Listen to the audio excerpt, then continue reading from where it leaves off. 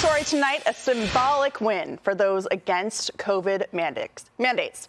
Novak Djokovic was banned from the Australian Open last year.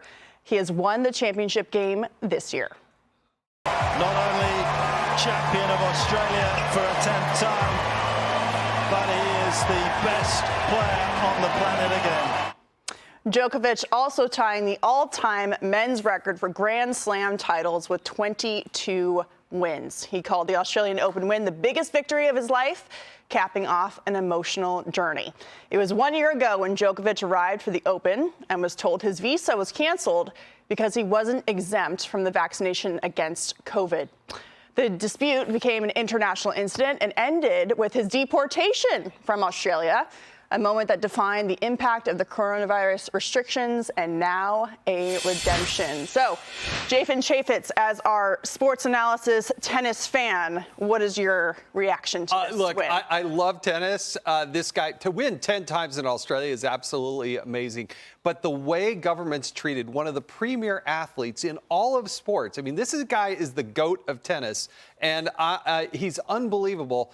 To deny him, to kick him out of a country, and what we did in the United States to him, to not allow him to come in, and for the way the Aussies, I love Australia. I lived in Australia, actually, for a year with my wife and I and little kids.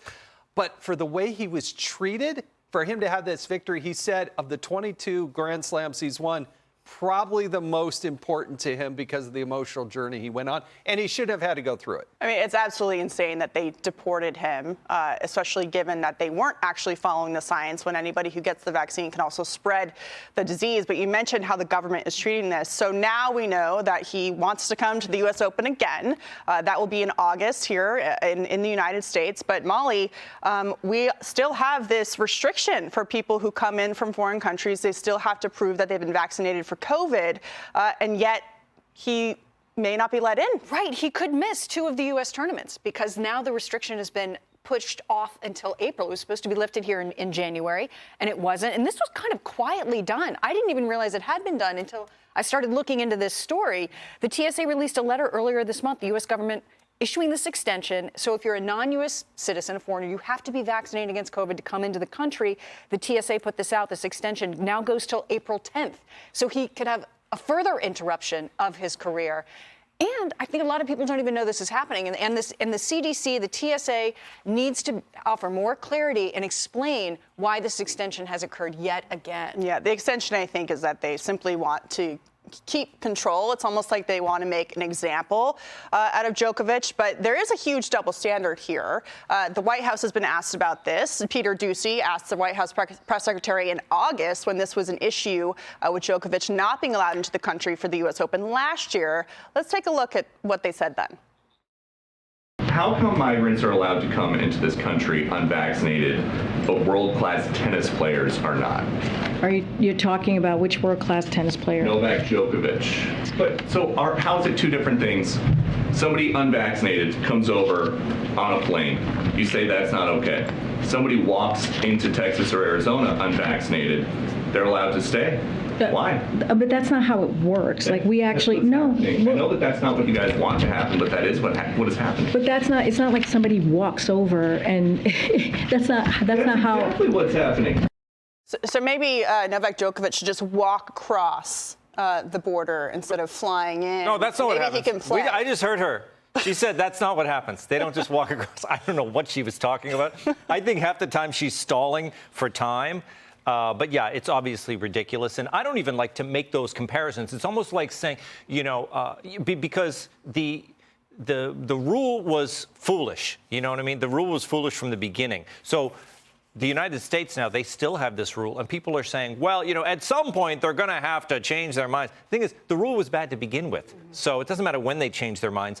We need to hold them accountable for what they did. And I think this guy has such dignity. Yeah. I love Novak Djokovic because he's been so poised and he's been so polite in the face of these. He went over to Australia and they sent him back, and he didn't even complain. He said, it's all right. I'll get on the plane. I'll go back to my hyperbaric chamber or whatever, wherever he's going.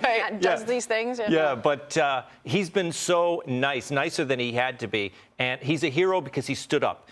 Also, You know these athletes, they're very powerful. He could have had a doctor squirt that thing in the sink and signed his little backs card, and he would have been fine. He didn't do that. He stood on principle, and I wish more athletes did the same thing. Yeah, Jason, he held the line, even knowing that he would miss out on titles. I mean, if they had let him in, he probably would have 24 titles instead of 22. Almost at this point, if you don't let him into the U.S. Open, you're rigging the system because you're not forcing all these other players to compete. But the fact that he did hold the line and really set an example to so many people who had a lot more to lose maybe than he did with their jobs and other consequences, I think says a lot about his dignity and the fact that he says what he believes and he doesn't back down and doesn't have a double standard for himself. Yes, and the science says this is not a person that's in high risk. So what is the United States trying to do, and the duplicity in allowing millions of people to cross our borders, to say, oh, the border is closed, but they knowingly take people in and across? That is not one of the requirements. That is so fundamentally totally wrong from start to finish, and it is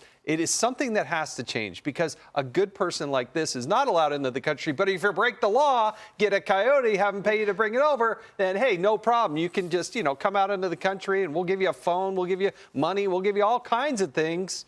But this guy doing it the right way isn't allowed to compete? Come on, America. Yeah, Molly, you brought up, the TSA needing to clarify, and this is coming from the Biden administration. They're passing this regulation down, but it is very frustrating for everyday people to look at the disconnect of the policies and why there is a double standard. Why do some people get to break the rules, while other people, when they follow the rules, they're essentially punished for it, including big career moves like not being able to play in the U.S. Open. And one of the most striking things about that exchange with Peter Doocy and Karine Jean-Pierre at the White House is that it happened in August of 2022, and you feel like they could have that same conversation all over again today. Not much has changed.